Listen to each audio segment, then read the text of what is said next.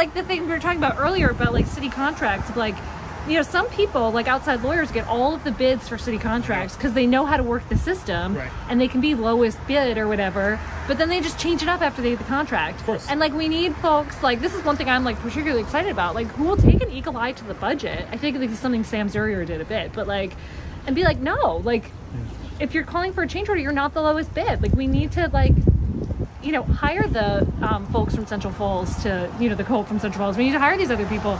Even if they don't look like they're the lowest bid, like the people coming in as the lowest bid maybe aren't adding value, and maybe they're not actually the cheapest option because they're just, they know how to work the system and do a change order later. Absolutely right. It's just like, why is this so broken?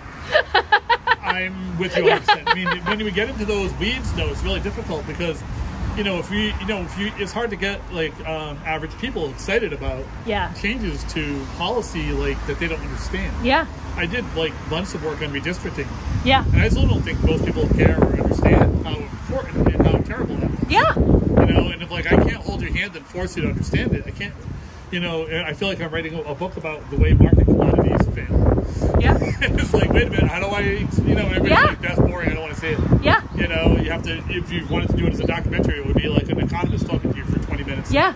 Everybody just fades out, right? Checks their phones. But I do kind of feel like that's one of the goals, like, one of the reasons I actually want to run for city council is like, I feel like there are a lot of things, like, there are a lot of things you can make really boring as a way to get people to not engage. Yeah. And then there are ways that you can like explain things or bring people in. Like I tried to do this when I was director of food strategy for the state. I was like, you should not have need a PhD in like how government works to like apply for a grant. You know, like you should be able to like, or like people would call and want to open a food business or something. They'd talk to like one of the agencies. I'm not going to throw any of them under, because actually I love them all and they were like really wonderful to work with. But you know, they'd call one and then they'd be like, cool, you're done. Thank you. You filled out all my paperwork. And then that business would operate, and then they'd get dinged by another agency, and they'd be like, why didn't you fill out our paperwork? They're like, oh, when I talked to this person, they said they were done. And it was like, oh, you were done with them, but you still have to call me. And it's like, this shouldn't be government processes and like whatever. That's just like one kind of dumb example, but like it really hampers people, and like you shouldn't have to like spend hours and hours understanding how government policy works. The problem is like when we hear about things like solutions to that, we hear it in terms of like concierge service for government contractors. Yeah.